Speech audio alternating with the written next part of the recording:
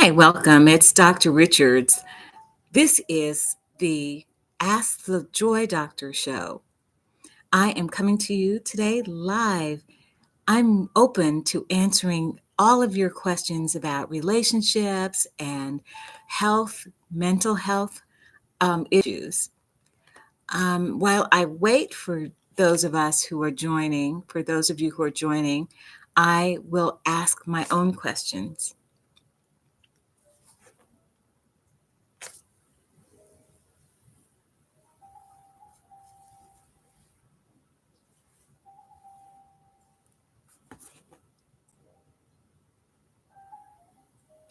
Hello, this is Dr. Michelle Richards. Welcome to the Ask the Joy Doctor show. The Joy Doctor show is a question and answer program that runs live every Wednesday at 5 p.m. Central Standard Time. Then the show is edited and premieres on Fridays at noon Central Standard Time. I hope that you can join us each week. This week, we're going to be talking about Beyond Valentine's Day. This is the notion of Valentine's Day has always been very well commercialized. It's gotten a wide and big reputation where it's about spending time with the one you love, especially a romantic partner. It's about wining and dining them and getting them great presents. But beyond Valentine's Day is really the notion that relationships are not just for that one day and for those types of events. Relationships can be deeper than that. Relationships have their ups and they have their downs. And beyond Valentine's Day means that you need to know how to negotiate romantic relationships beyond those times that are wildly terrific in the relationship.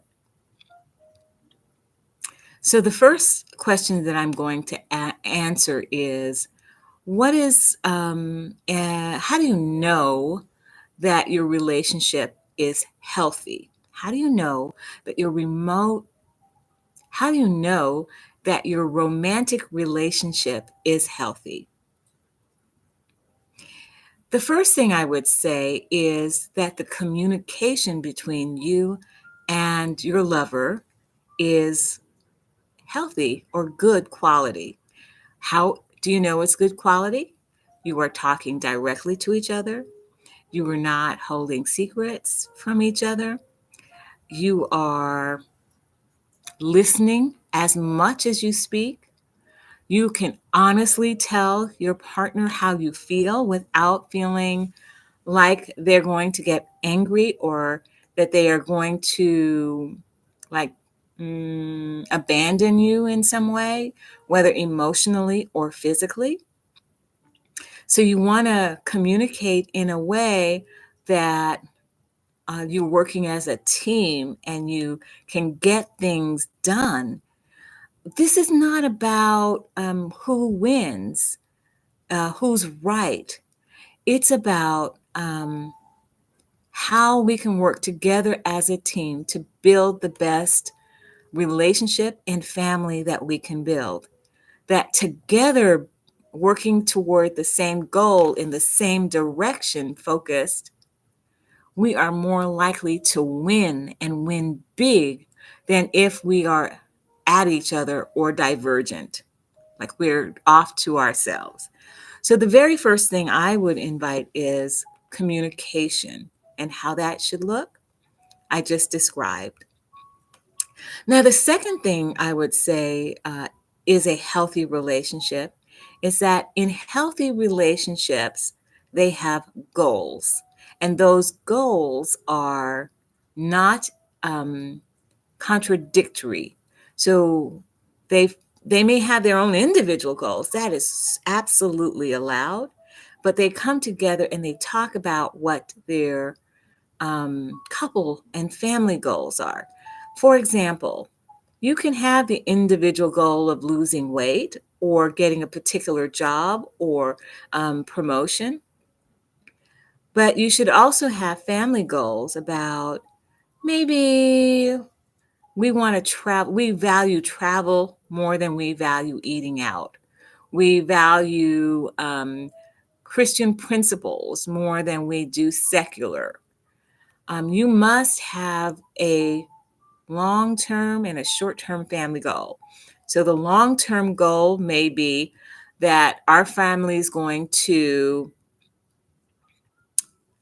travel a lot. Therefore, the short term goal is we're going to live in an austere manner. We're going to pinch our pennies and put away a lot in our retirement and the front end so it will feel like we're poor, so that we will retire early and go travel. That's a great goal, right? If you're into traveling. So couples need to have goals for them to be healthy. Another thing that I think couples need to have in order to be healthy is the ability to laugh at themselves and play and have downtime.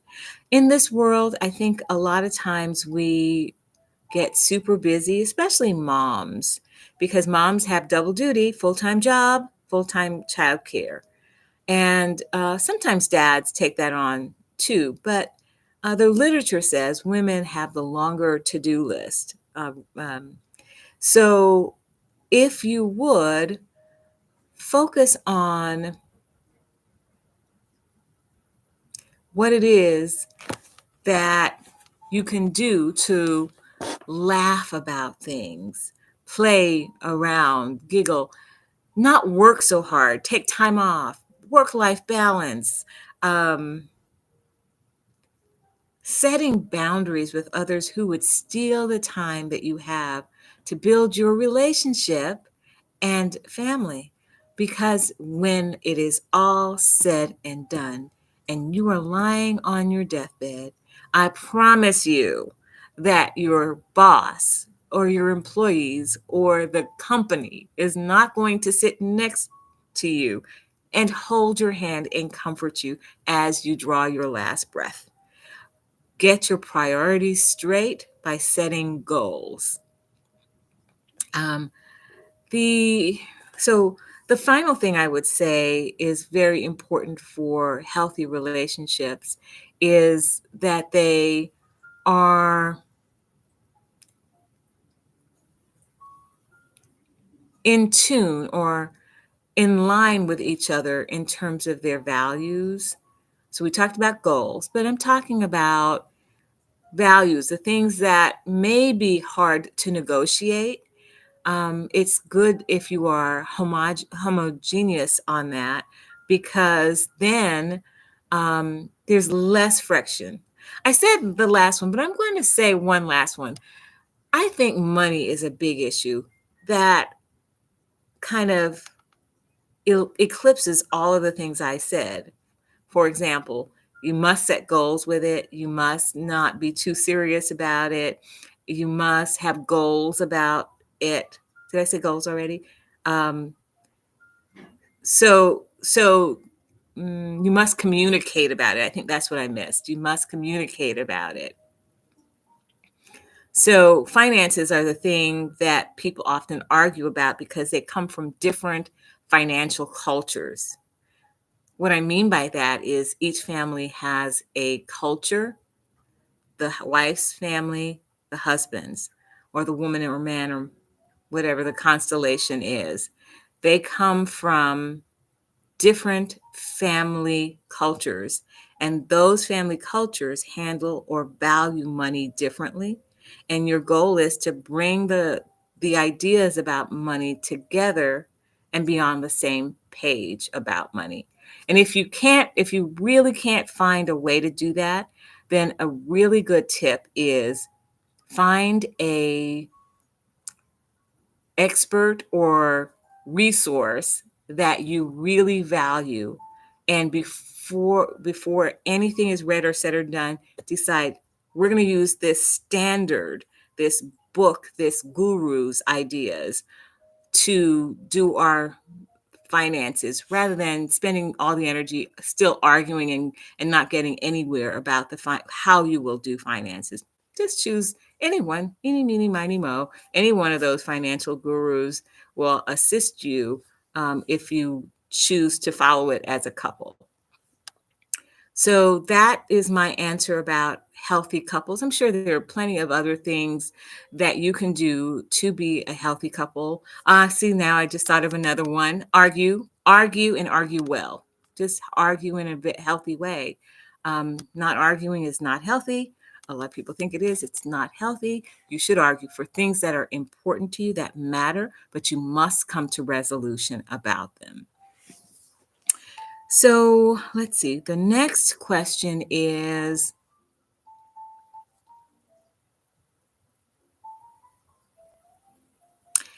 how do I maintain the romance in relationships? How do I maintain the romance in relationships? Well, remember that playtime that I mentioned in the last question? You must be committed to having that playtime.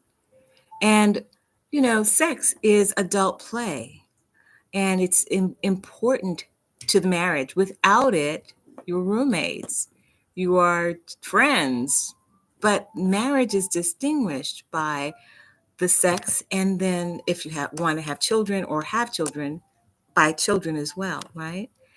So I know we are busy. We're running around with the kids and their events. We have job requirements. Sometimes our job requires us to work after hours and check our mail and, respond to calls and texts. But you must carve out time for your partner and yourself. But first, we're talking about couples right now.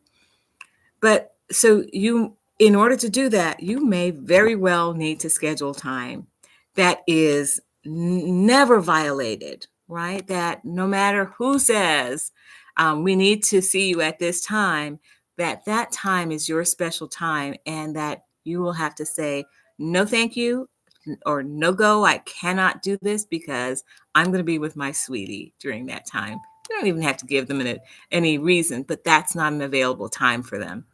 Carve out that time. Carve out the time to go on dates.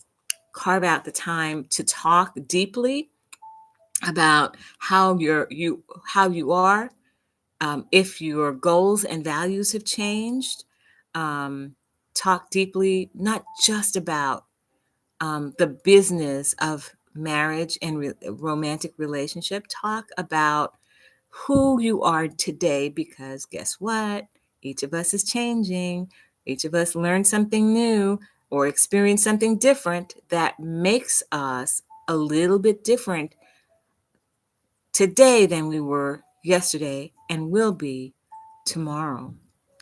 So yeah, go ahead and have that date night.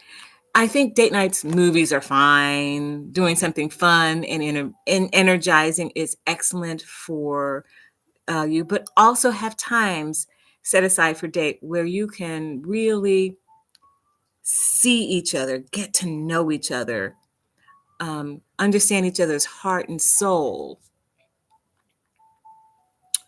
And then finally, yeah, you're going to have to schedule time for sex. I mean, some people don't have any problem with that. But if you are having problem with that, it is not unromantic. Let's see. It is not unromantic. Let's see. It is not. Let's see. Let me take the not out. It is romantic to set time to have sex, because sometimes if you don't, you just don't have sex, and that's not sexy or romantic. How about that? All right.